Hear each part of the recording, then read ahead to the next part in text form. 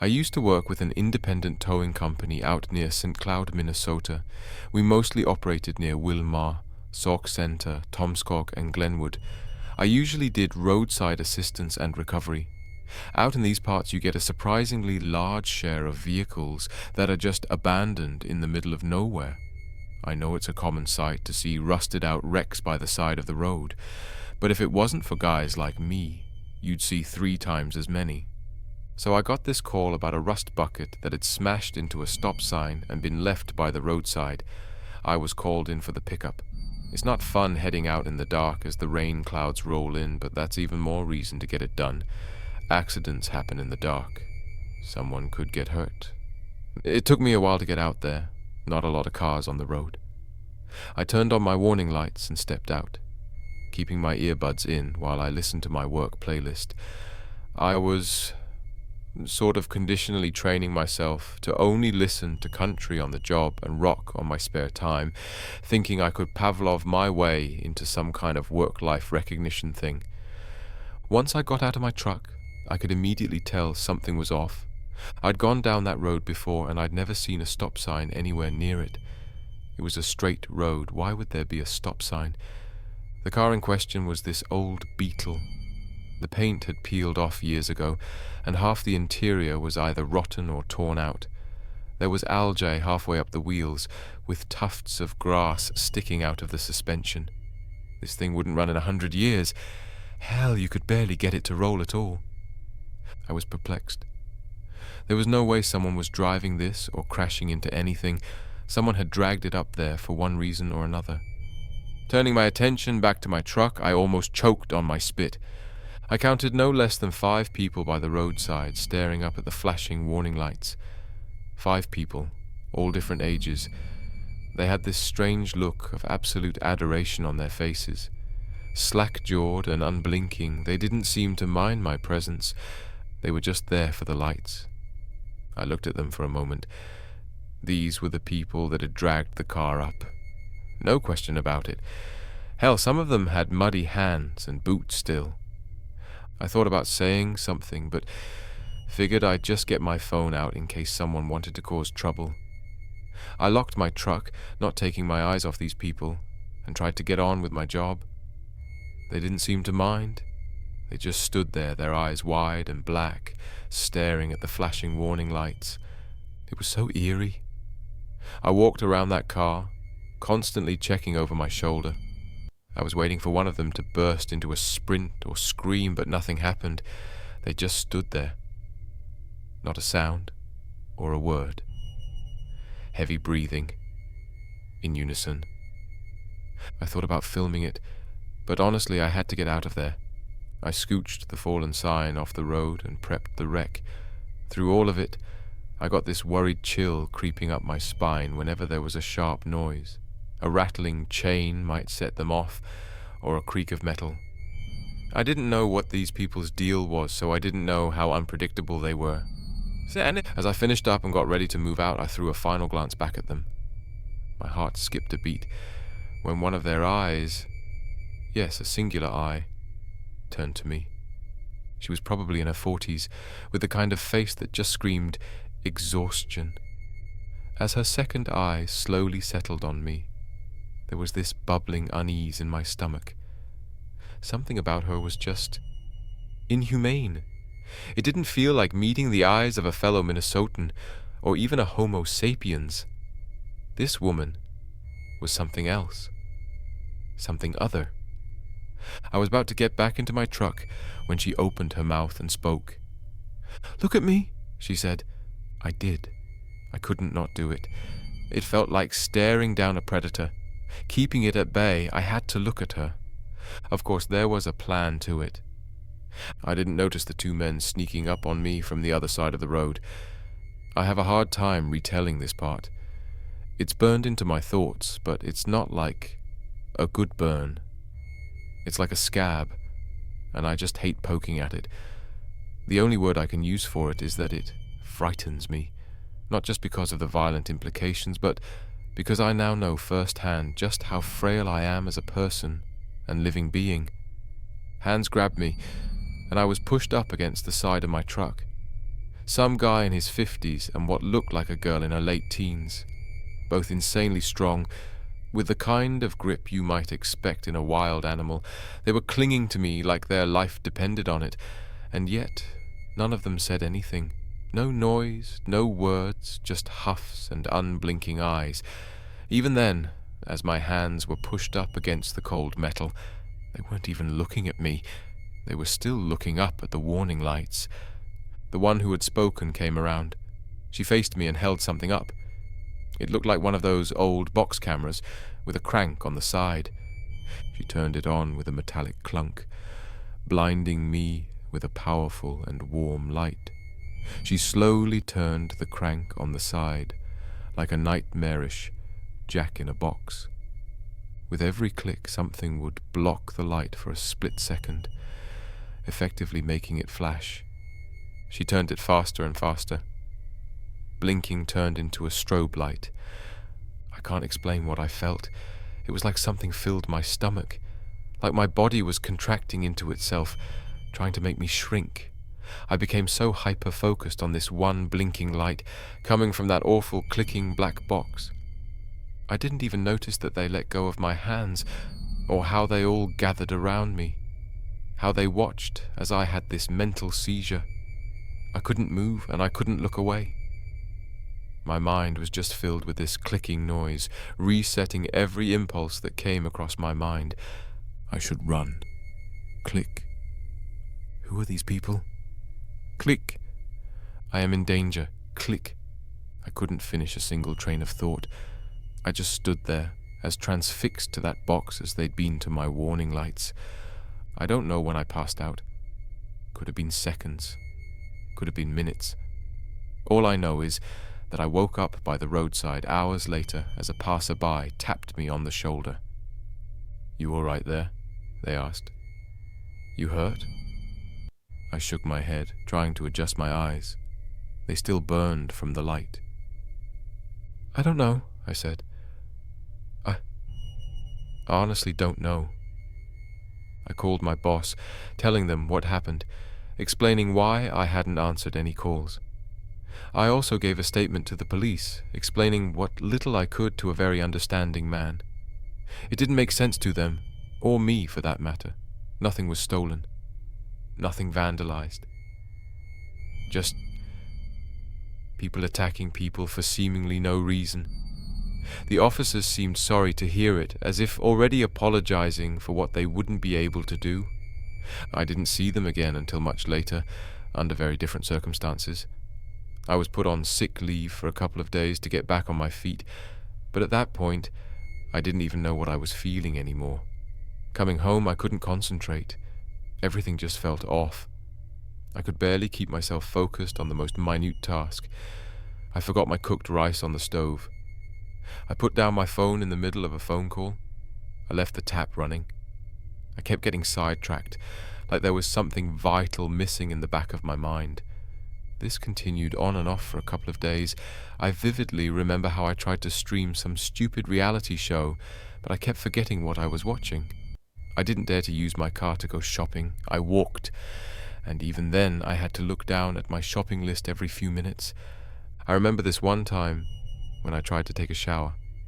I left the water running, forgetting to turn it off, just like with everything else. As I finished up and stepped out, I flipped the light switch.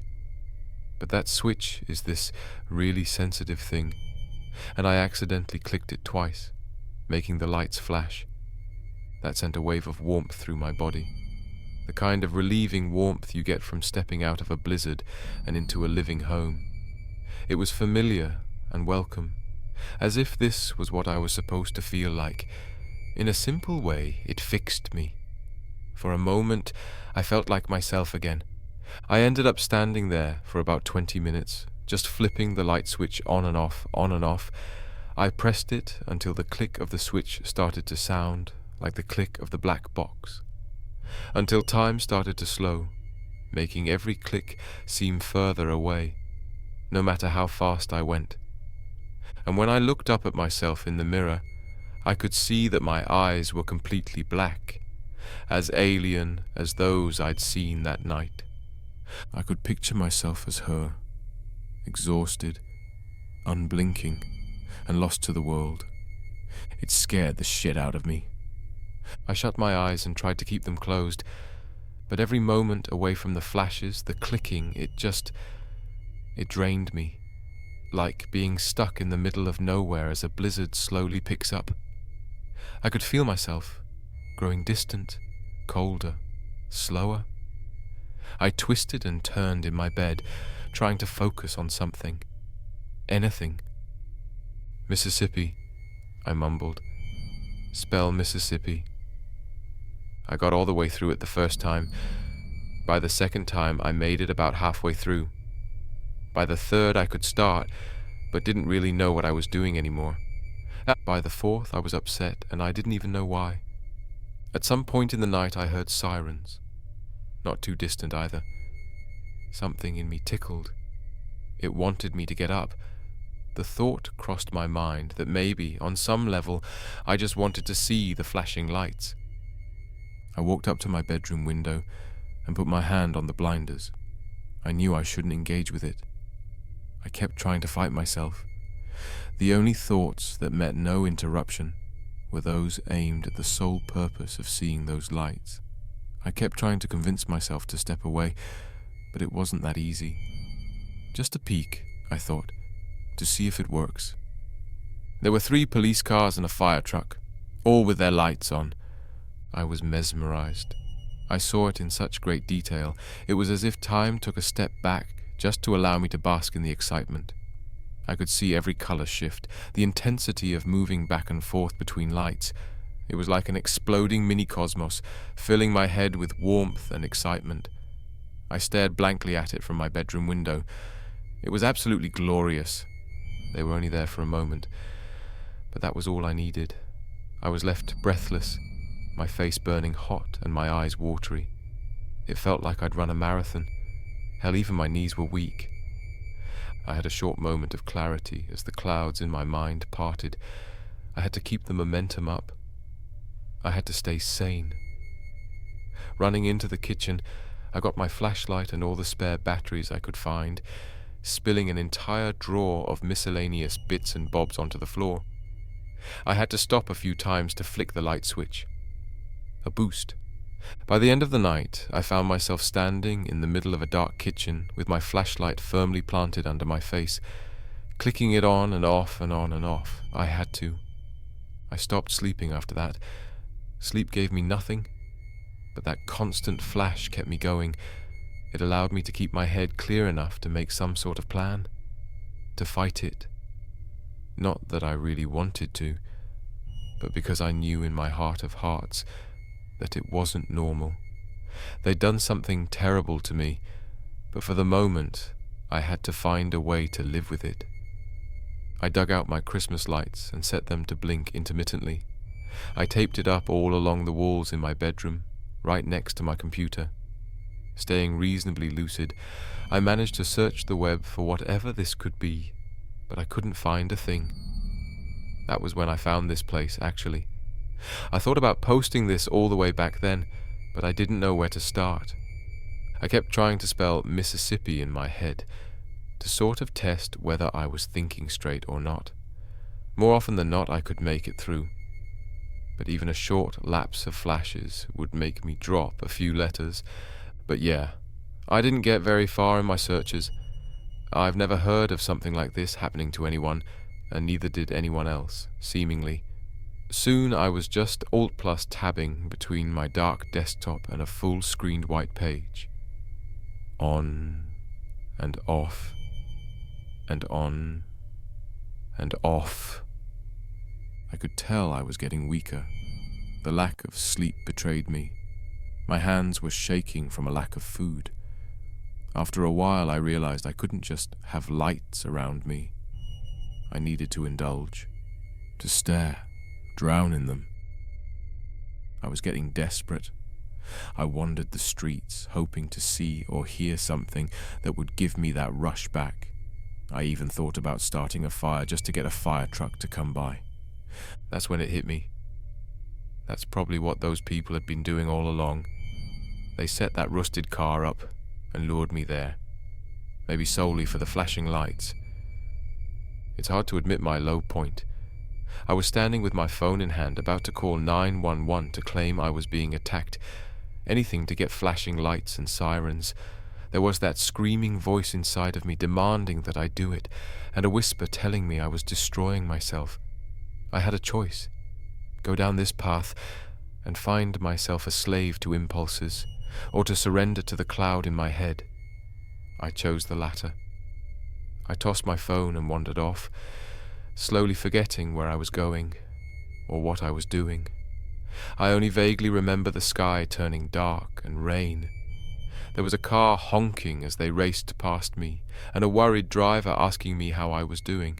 Without direction or purpose or solution, I just kept going. Somewhere. It is a strange feeling, finding yourself lost in your own darkness. It feels like viewing your life through a keyhole, catching only bits and pieces with a barrier in between. And in the end, my efforts were useless. There were others there, on my side of the keyhole. Other people just as lost, wandering around. Some I remembered from that awful night. Others weren't even human.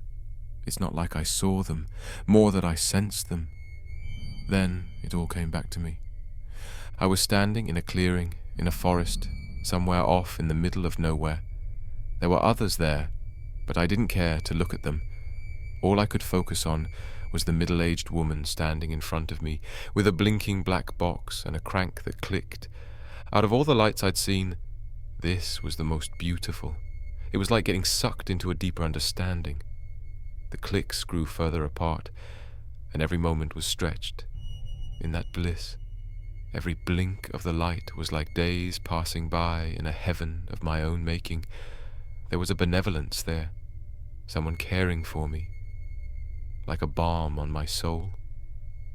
Then it stopped, back in the darkness. The woman held out a phone as the box stopped clicking. "Ambulance," and that was all she needed to say. We made it to a parking lot out by the old mall, the old Dead-Eye for those of you who live around here. There were 6 of us, but none of us said a word. There was this young woman who'd gotten a hold of the phone, and she didn't seem to know what to do. She looked up, as if coming out of a daze. "Are we doing this?" she asked. Are we really doing this?" There was a solemn moment where none of us knew what to do. Finally, there was an older man who stepped forward. He looked the young woman up and down and turned to the rest of us. No one said anything. What was there to say? He considered it, then leaned back. Putting all his weight behind it, he proceeded to strike her across the eye. She dropped to the ground. The phone rolled out of her hands. The others proceeded to beat her within an inch of her life. It was absolutely relentless. It's like she stopped being human to them. I called the emergency services. Hell, I told them exactly what I was seeing. A group of people brutally beating someone. Meanwhile, the others kept attacking her. None of them looked away or even frowned. I saw blood spatter hit one of their faces, and they didn't even blink. Maybe they wanted to be convincing, or maybe there was no space for a second guesser. Either way, we would have fulfilled our duty. She was barely breathing when they stepped away. The man who initiated the beating held out a hand towards me, demanding the phone back. I handed it to him. I was too new to be entrusted with something of that value. I wanted to speak, but I didn't. Looking down at the broken body, gasping for air, it did something to me. It put a suggestion in my head that maybe this wasn't okay. It made me question myself and made me think. I remember standing there watching the blood pooling when I considered, can I still spell Mississippi? I couldn't.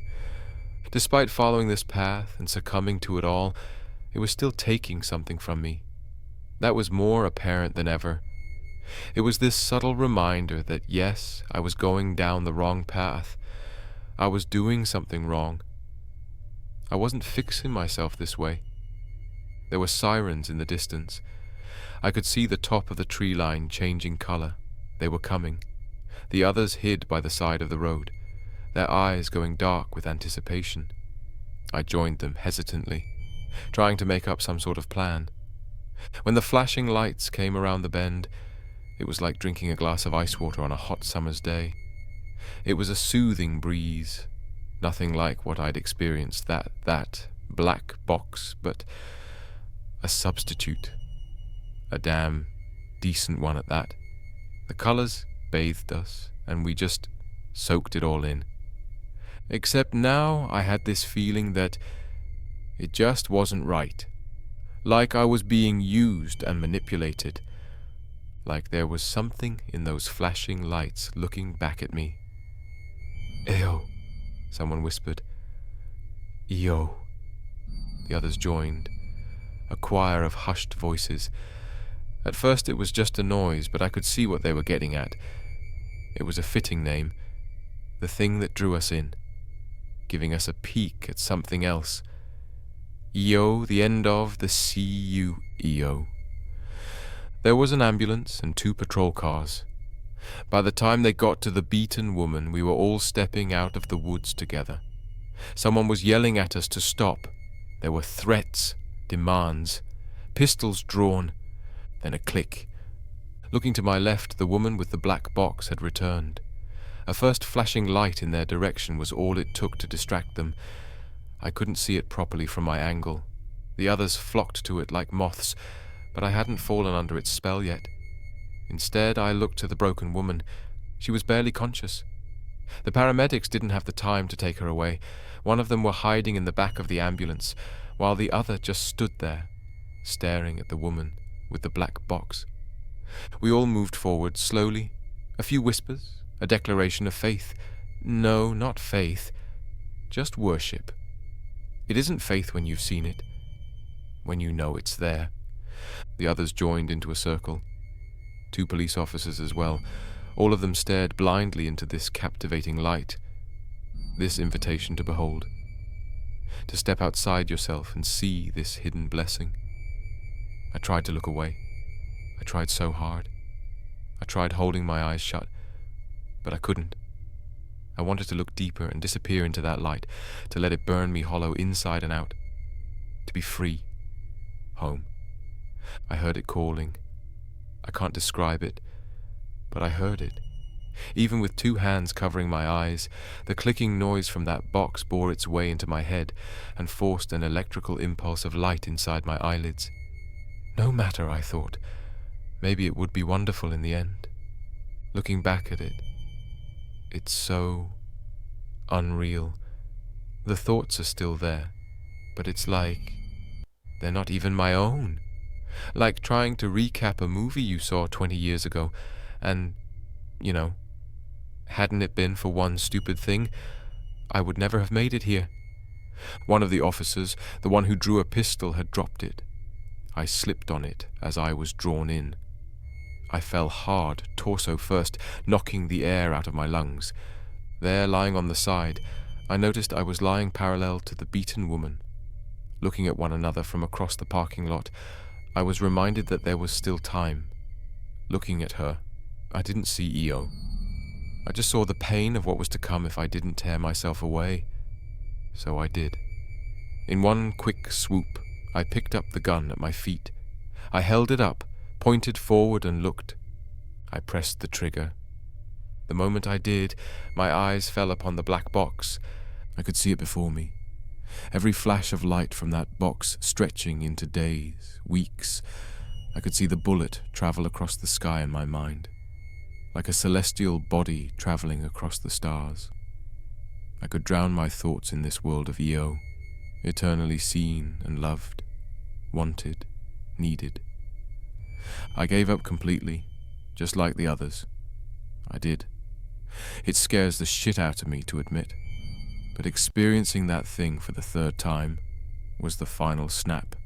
Luckily, that one bullet found its target. The box shattered into pieces. The inside of it was nothing but a powerful bulb and a little hand-cranked fan. That was all there was to it. As the pieces spread across the asphalt, there was a moment of realization. Like something was torn out of my head. The world started to spin, as if passing by 1,000,000 miles per hour.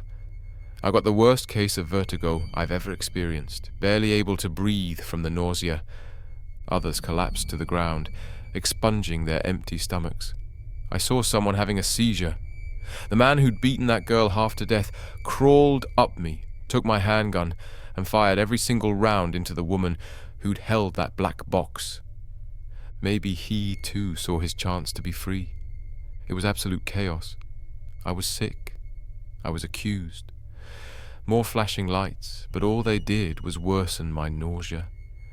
I got my blood pressure checked. I had to spend a night in jail, I think. I could barely think straight. Most of my time was passed leaning over a toilet bowl, emptying my bowels over and over. Some of the stuff that came out just didn't make any sense. When the hell did I eat a sunflower? And why the hell was it blue? The beaten woman didn't accuse me. If anything, she cleared me. Maybe she saw that last-ditch effort for what it was. The man who shot down our captor was charged, but I don't know for what. After many considerations, I was eventually cleared. One of the officers on site was actually the one I'd initially talked to when I was first assaulted, so maybe he felt bad about not listening the first time. Maybe you've seen the articles. They called it a prank gone wrong. I think it reached like page 8 of a national paper. This was a couple of years ago. I wanted to put this to paper to remind myself that it actually happened, and that my feelings and fears are still valid.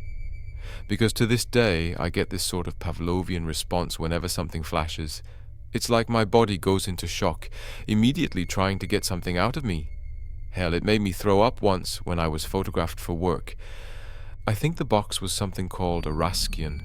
I've seen a few of them circling online, some sort of replica of an art piece by some old turn-of-the-century author. I wanted to put this out there. When I found myself looking for answers and there was none to be found, I felt so goddamn alone. At least now there is one of us talking about it.